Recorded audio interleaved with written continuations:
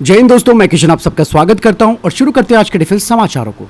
दोस्तों, Bharat electronics limited अब भारत के स्वदेशी S-400 प्रोजेक्ट पर काम कर रही है और उन्हें अब उम्मीद है कि रक्षा मंत्रालय की तरफ से उन्हें 40,000 करोड़ रुपए के ऑर्डर्स दिए जा सकते हैं। आप सबको मैं बता दूं कि DRDO और भारत इलेक्ट्रॉनिक्स दोनों ही मिलकर प्रोजेक्ट कुशा के तहत रडार और कंट्रोल सब सिस्टम्स को तैयार कर रहे हैं। भारत इलेक्ट्रॉनिक्स लिमिटेड की तरफ से ये कहा जा रहा है कि फिलहाल उनका फोकस इस वक्त प्रोडक्शन पर है, ताकि इस सिस्टम को जल्द से जल्द तैयार करना और अगले 12 से 18 महीनों के अंदर वो इसका प्रोटोटाइप डेवलप कर लेंगे, जिसके बाद यूजर ट्रायल्स होंगे जिनमें कि 12 से 36 महीने लग सकते हैं। मतलब साफ है कि दोस्तों, भारत अब भारी रिलायबिलिटी पर अपनी निर्भरता को कम करना चाहता है और cost effective air defence system को शामिल करने की योजना भी बना रहा है। मतलब इसका ये भी है कि ये जो हमारा प्रोजेक्ट कुशा होगा वो S-400 के साथ ही काम करेगा, लेकिन S-400 काफी महंगा भी है और इसकी मिसाइलें भी काफी महंगी है, जिसे देखते हुए प्रोजेक्ट कुशा यहाँ पर एक कॉस्ट इफेक्टिव विकल्प होगा इंडियन आर्म फोर्सेस के पास, जो कि निश्चित तौर पर भारतीय आर्म फोर्सेस की क्षमता को भी बढ़ाएगा और एक और लेयर हमारे एयर डिफेंस सिस्टम में जोड़ देगा।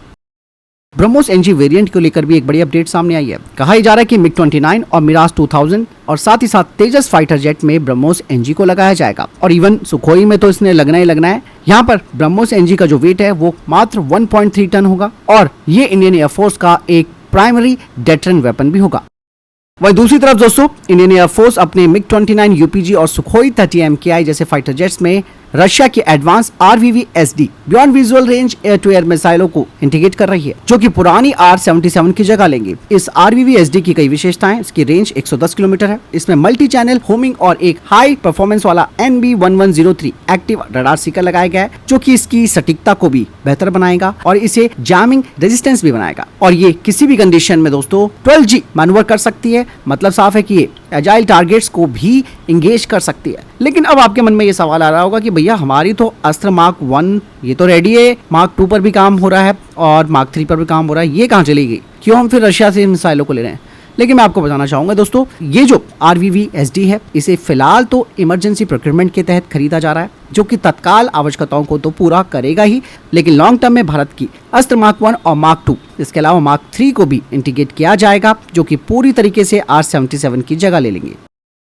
दोस्तों, भारत की स्टार्टअप कंपनी ज़ूपा जियो नेविगेशन टेक्नोलॉजी ने अपना एक मिनी ड्रोन लॉन्च किया है, जो कि अजीत के नाम से है। ये एक माइक्रो कैटेगरी का सर्विलांस UAV है और हाल ही में भारतीय सेना की माउंटेन ब्रिगेड के द्वारा इसके हाई एल्टीट्यूड पर सफल परीक्षण किए गए हैं, जिससे कि भारतीय सेना ने अब इसे वैलिडेट कर दिया है। यहाँ पर दोस्तों मैं आपको एक चीज बता दूं कि आज से 2 साल पहले मैंने एक इंटरव्यू किया था ज़ूपा नेविगेशन के साथ। वो एक ऐसा ड्रोन तैयार कर रहे हैं जो कि स्पेशली चाइना की जो DJI ड्रोन है उनकी जगह लेगा। और सबसे खास बात यह कि ये जो ड्रोन है दोस्तों, उसकी जो पूरी की पूरी टेक्नोलॉजी है वो ज़ूपा की खुद की है, इन हाउस डेवलप की गई। बाकायदा इनका प्रोप्राइटरी ऑटो पायलट है और साइबर फिजिकल स्टैक के साथ ये तैयार किया गया है। मतलब साफ है कि दोस्तों ये जो ड्रोन है वो किसी भी टेक्टिकल रिकॉनेसेंस मिशंस में अपनी भूमिका निभा सकता है, खास करके डीप पेनिट्रेशन मिशंस में भी। हालांकि इंडियन आर्मी ने इसे वैलिडेट तो कर दिया है, बट अभी कॉन्ट्रैक्ट नहीं हुआ है। लेकिन इतना आप मान सकते हैं कि भारत की जो प्राइवेट सेक्टर की कंपनी है उनके लिए ये एक बहुत बड़ा ऑप्शन भी है कि स्वदेशी टेक्नोलॉजी को तैयार करके वो स्पेशली चाइना निर्मित ड्रोन्स की जगह ले रहे हैं।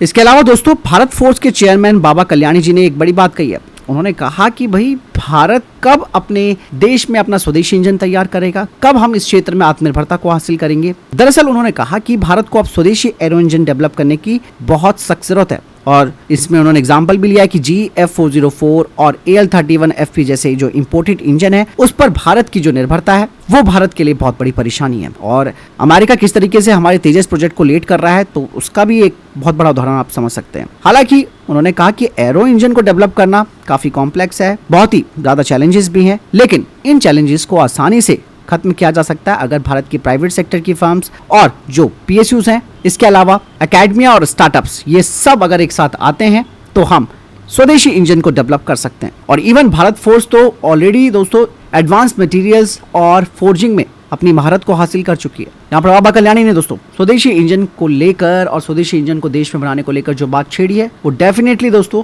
उस पर काम भी किया जाएगा। हालांकि दोस्तों यहाँ पर एक इंजन को बनाने में कम से कम 15 सालों का वक्त लग सकता है, जिसमें से 5 साल तो करीबन एक इंजन के ट्रायल पर लगते हैं। और अगर आज भारत अपने इंजन डेवलपमेंट में इन्वेस्टमेंट करता है तो कम से कम 15,000 करोड़ रुपए तो इसमें इन्वेस्ट होंगे। लेकिन दोस्तों राष्ट्र की सुरक्षा के लिए ये काफी जरूरी भी है। कब तक हम इन विदेशियों के सहारे अपने डिफेंस को दांव पर लगाते रहेंगे?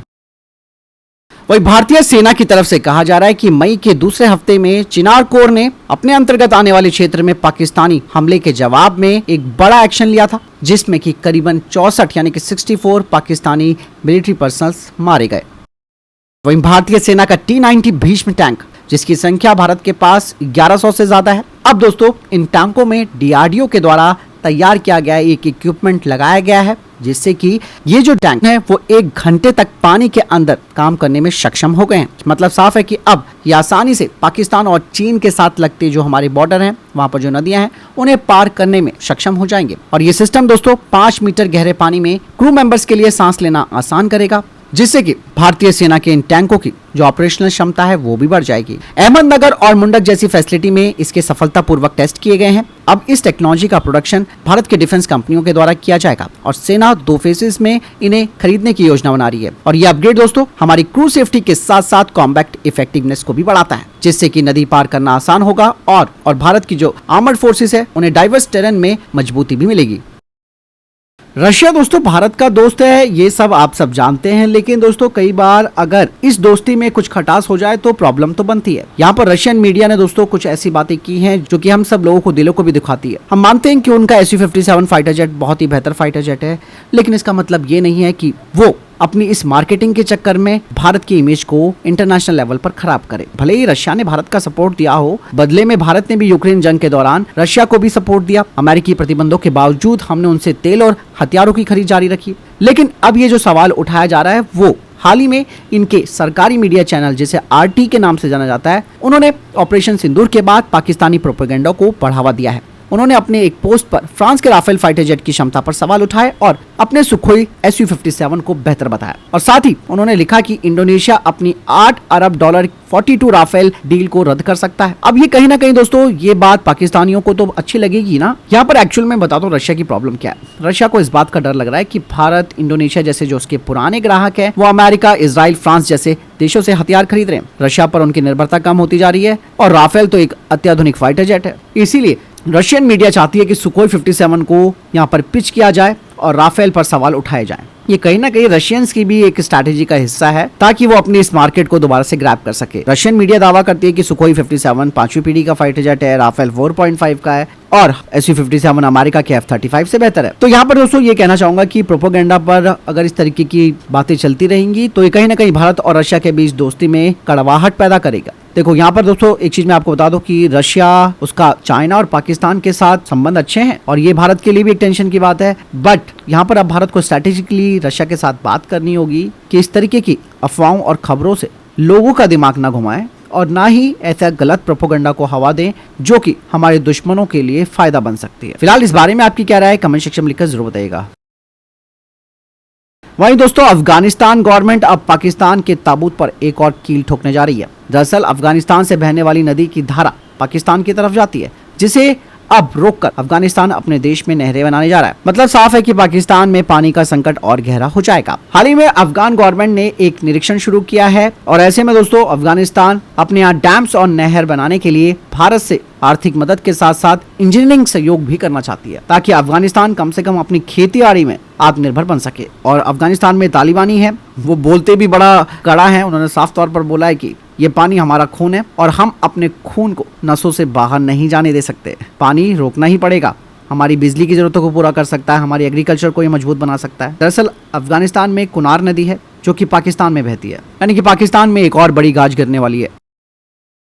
दूसरी तरफ दोस्तों चाइना ने पाकिस्तान और अफगानिस्तान के विदेश मंत्रियों के साथ एक ट्राइलैटरल मीटिंग की है। मतलब साफ है कि चीन भारत को अफगानिस्तान से बाहर निकालने की कोशिश कर रहा है, जिससे कि उसे बड़ा फायदा मिल सकता है। हालांकि यहाँ पे अफगानिस्तान को भी काफी अलर्ट रहना चाहिए और किसी भी कीमत पर इन्हें अपना इस्तेमाल नहीं करने देना चाहिए किसी विदेशी ताकत के द्वारा। इवन पाकिस्तान के बारे में तो अच्छी तरीके से जानते ही हैं कि कैसा देश है।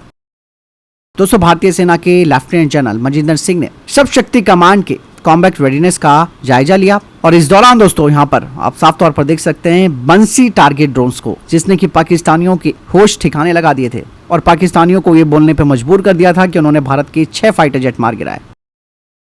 इसके अलावा दोस्तों अमेरिका ने हाइपरसोनिक खतरों का मुकाबला करने के लिए अपने गोल्डन डोम मिसाइल शील्ड के बारे में दुनिया को बताया है। राष्ट्रपति डोनाल्ड ट्रंप ने कहा कि गोल्डन डोम उनके मौजूदा ग्राउंड बेस्ड डिफेंस क्षमताओं के साथ इंटीग्रेट होगा और ये अंतरिक्ष बेस्ड सेंसर्स और इंटरसेप्टर सहित जमीन, समुद्र और अंतरिक्ष में नेक्स्ट जनरेशन की टेक्नोलॉजी को डिप्लॉय करेगा, जिसका मतलब साफ है कि अमेरिका अब पूरी तरीके से एक ऐसा गोल्डन डोम मिसाइल शील्ड तैयार कर रहा है जो कि पूरे अमेरिका की रक्षा करेगा किसी भी खतरे से, बैलिस्टिक मिसाइल हो चाहे हाइपरसोनिक मिसाइल हो। और इवन दोस्तों यहाँ पर सबसे बड़ी बात यह है कि ये टेक्नोलॉजी डेवलप करना बहुत ही ज्यादा क्रिटिकल भी है और ये काफी महंगी परियोजना भी है। लेकिन यहाँ पर मैं कहना चाहूंगा कि भाई जब कोई टेक्नोलॉजी बनती है तो उसका काउंटर टेक्नोलॉजी भी बनती है। अगर ये बनाते हैं इस तरीके का गोल्डन डोम मिसाइल शील्ड तो फिर इससे भी एक और नए हथियार की दौड़ शुरू हो जाएगी जो कि इस तरीके के कवच को भेदने में सक्षम हो।